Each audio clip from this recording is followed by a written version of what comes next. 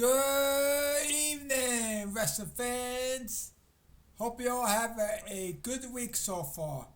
Well, the final Raw of 2025 is in the books.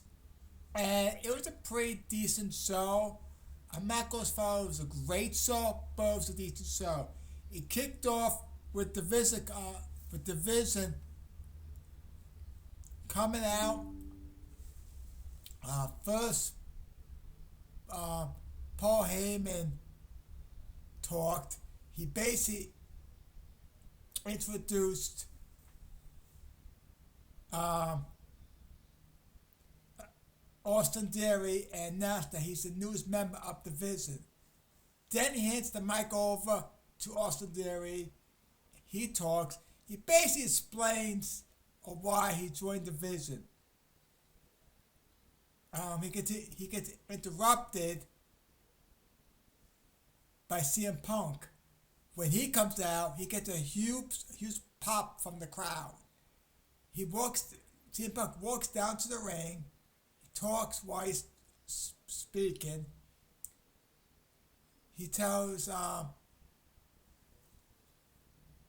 basically he addresses Braun Breaker, who is his opponent for next week's match on Raw for the World Heavyweight Championship.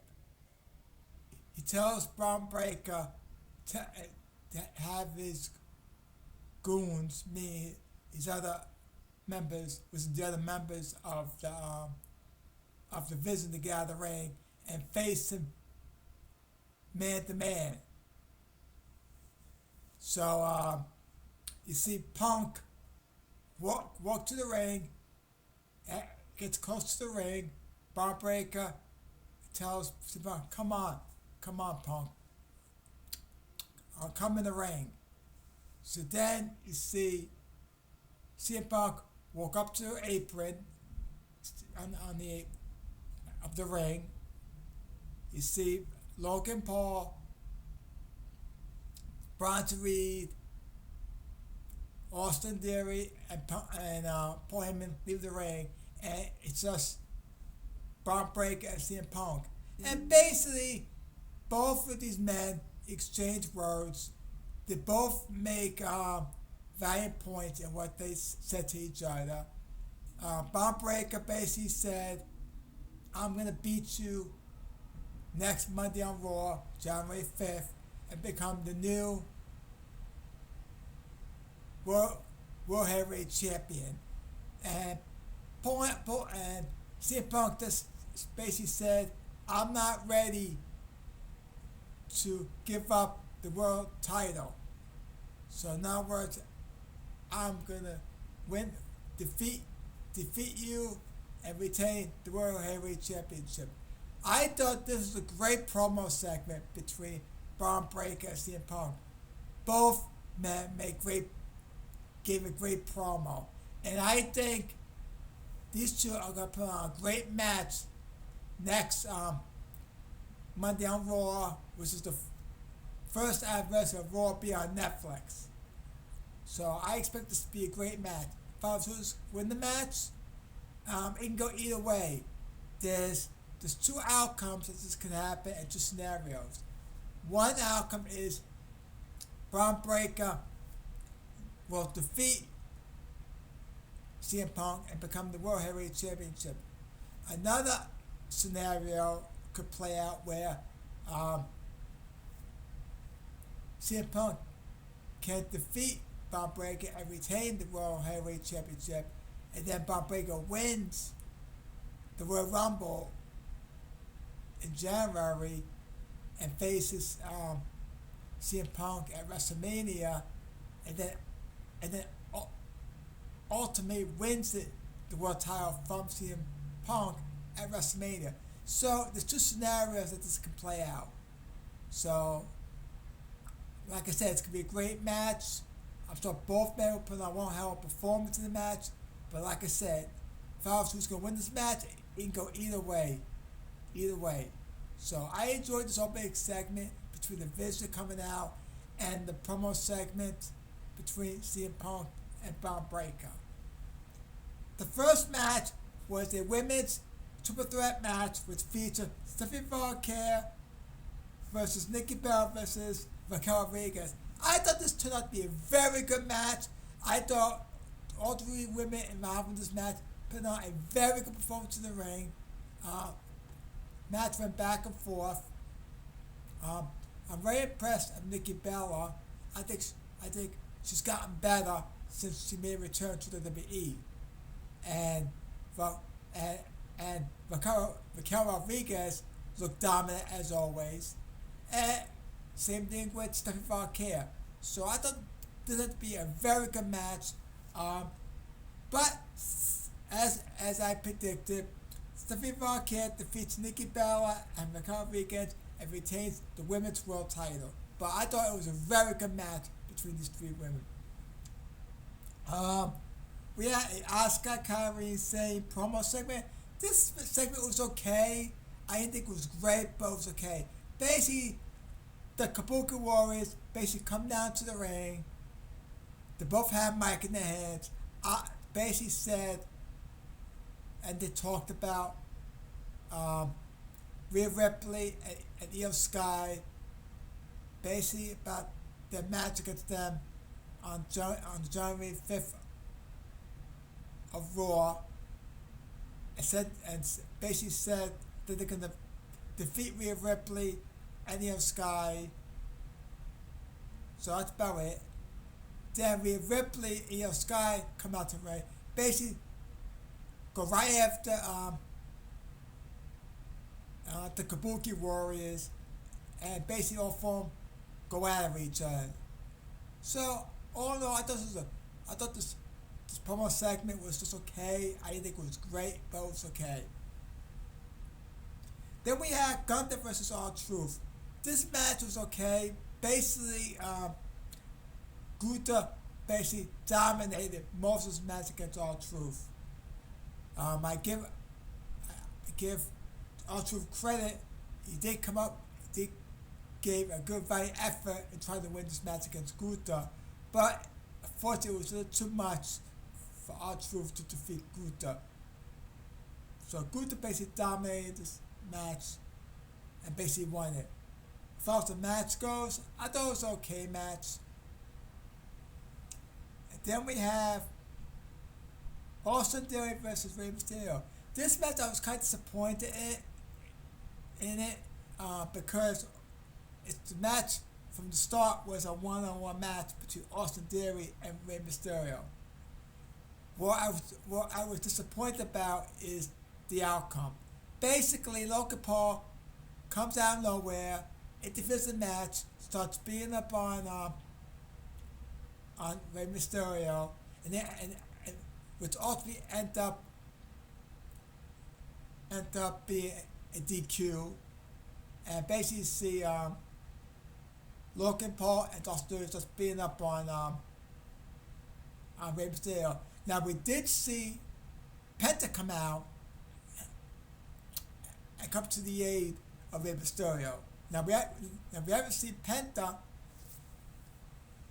in quite some time, but he made a return last night.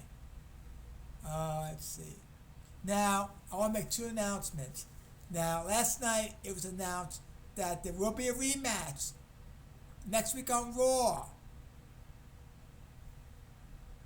Becky Lynch versus Maxine Dupree for the women's IC title. So I expect this match to be exciting between Becky Lynch and Maxine Dupree.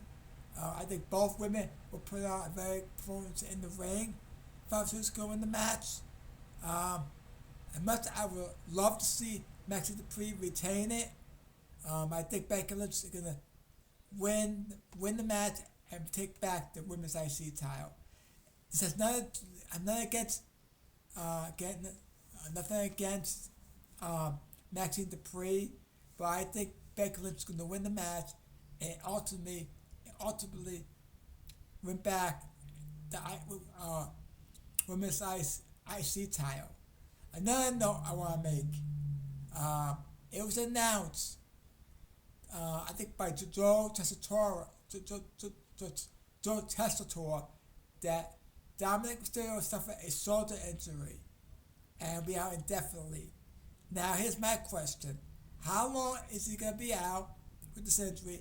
And will he have to give up both the Intercontinental Championship and the AAA Mega Championship?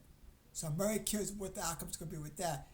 Is whether he'll have to give up the two belts because of his shoulder injury. Now, I guess it's going to all depend on how long he'll be out.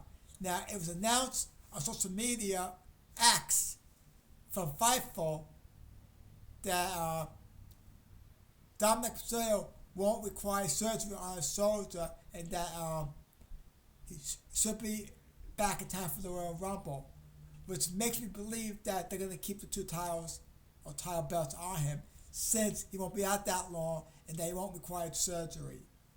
Which I'm glad that he won't need shoulder surgery, because shoulder surgery can be a lengthy recovery, so I'm glad they won't need surgery.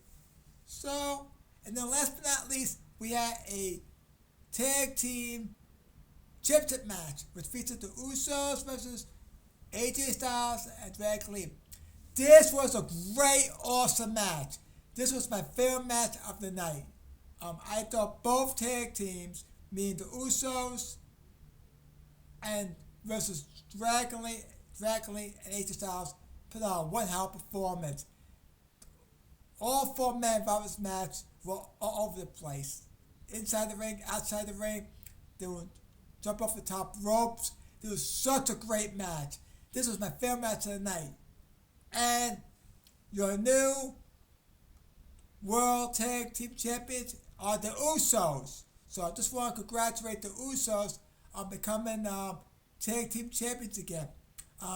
This makes them the 9th-time Tag Team Champions. So I'm happy that the Usos won last night. Happy they won the Tag Team titles. Now, here's my question. What's next for them? Because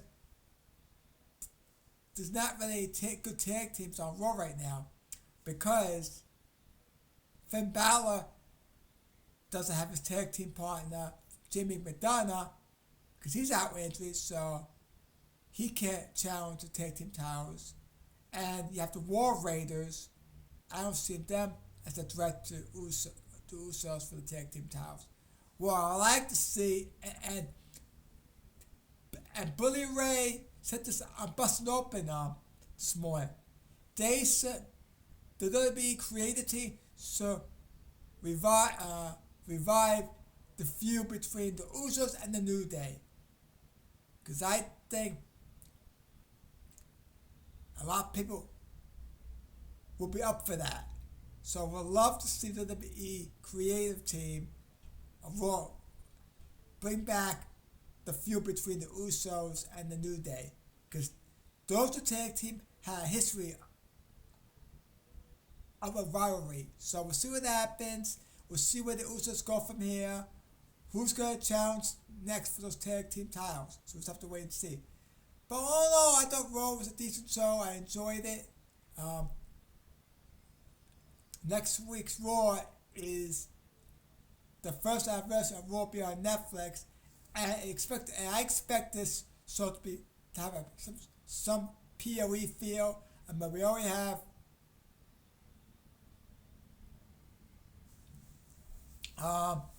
two matches set up. We have the World Heavyweight Championship match between Braun Breaker and CM Punk, and we have the Women's IC title between Becky Lynch and Maxi Dupree, and I do believe there's a third match.